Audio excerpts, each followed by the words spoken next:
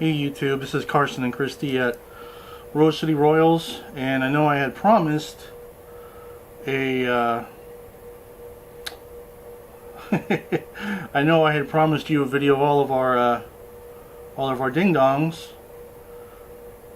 and it looks like one of them that I was gonna say was kind of in shed appears to have shed between the time last I looked on her and now.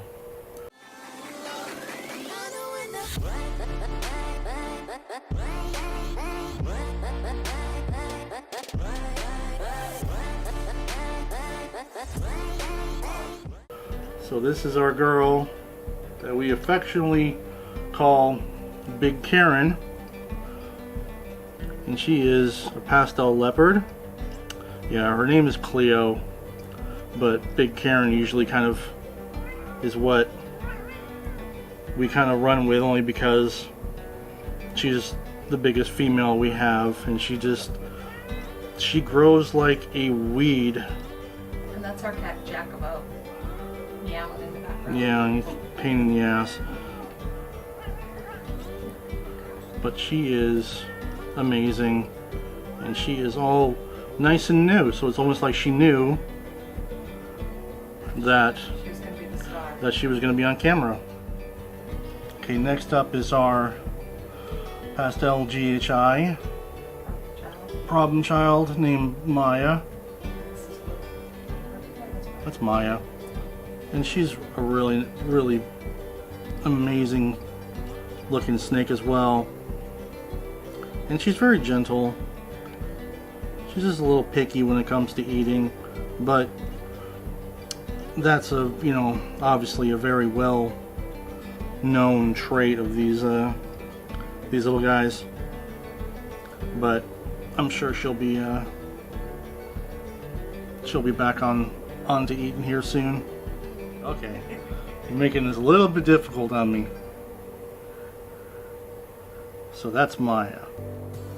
Next up, all of them, is Nanaimo, and Nanaimo he is our super pastel blade, and he's het for clown. I'm gonna say hi. Good grief. You're not making this easy on me tonight, are you guys? Oh, there we go. There we go. He is a beast. He is just growing like crazy. He was actually smaller than Big Karen, and he has actually surpassed her in the past month weight wise. He just smashes anything you put in front of him, and I cannot wait till we get to the point where we actually have some het clown females to pair him up with, because he is just he is beautiful. Just all that really good blushing, bright yellow, solid, strong body. But yeah, he is going to be amazing when he actually gets to breed with some of our females, and some of the females we have planned on getting a hold of in the next few months. So next year is going to be a big year for him. Next up we have Francesca, who is our pastel calico, or sugar, just depends on who you ask. And she still has a little bit of stuck shed on her head, which I'm going to have to take care of, but she's looking amazing.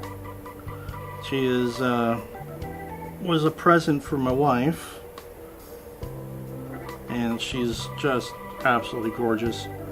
And as we talk about the snakes we have, we're only talking, maybe the majority of them having 2 gene, maybe 3 gene, but we're just looking at these, mainly as pets for the most part, but in terms of our breeding program, building blocks, just being able to have, have these guys actually breed for us will be, that'll be that'll be an experience all in itself, and I can't wait for that. Any babies that we have are going to be, you know, they're going to be hand raised, they're going to be handheld, they'll be acclimated.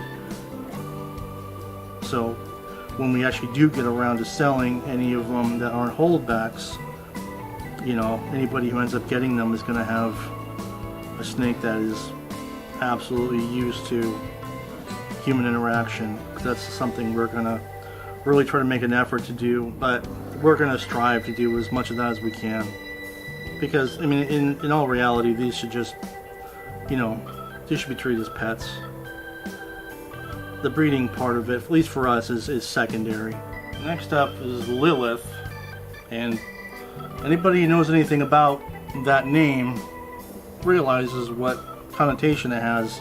She is our pastel yellow belly, and she just was 100% attitude when we first got her. Striking, biting, hissing. She was just a handful. The more we hold her, the more we interact with her, she's just become really, really gentle. She's still a little skittish, but she hasn't hissed, she hasn't struck in, God, probably about 5 or 6 weeks. So she's getting better and better. She's put on a lot of weight versus what she was, and she's got a nice body mass, good tongue flicks, very active, and she's becoming more and more gentle. So I'm not quite sure where she's going to be next year in terms of body weight, or if she'll be ready to breed, but we'll see what happens. As long as she's healthy, that's the main point, I think, for her, is just making sure she's healthy and happy and she thrives. And here's our other male, whose name is Carmelo, and he's just an albino. He's het for clown, but hey, what are you doing? He's amazing. He's friendly. He eats really well. He's very curious, likes to interact. It's just something about the inversion of those colors that is just such a striking contrast to any other. It's a lot of darks and a lot of, you know, a lot of lights and those kind of contrasts, but he is, you know, such a striking difference versus everything else we have right now. So just like with Nanaimo, him being het for clown, I think he's going to have some beautiful babies too. And now we get into our last two, and these are the ones we actually got last week. And this is another female. Her name is Aberdeen, but she is Enchi, Pastel, and Spot Nose. Super contrast. Those very tight saddles. She's getting acclimated, but she's eating. She ate within 3 days of us receiving her. She's never been an aggressive snake that we've noticed. She's just very shy. Yeah, we try to make it an effort every night to come downstairs and hold every single one of our snakes for at least a little bit. Just, you know, give them a little bit of enrichment, a little bit of an excuse to kind of go roam around. And last but not least, we have, who, if you saw our last video, we have Charlotte, who is our bumblebee. And oh my God, I absolutely love this snake. God, she's so curious, so observant, very gentle, has a good feeding response, but just those head markings are just so striking, and those high white sides.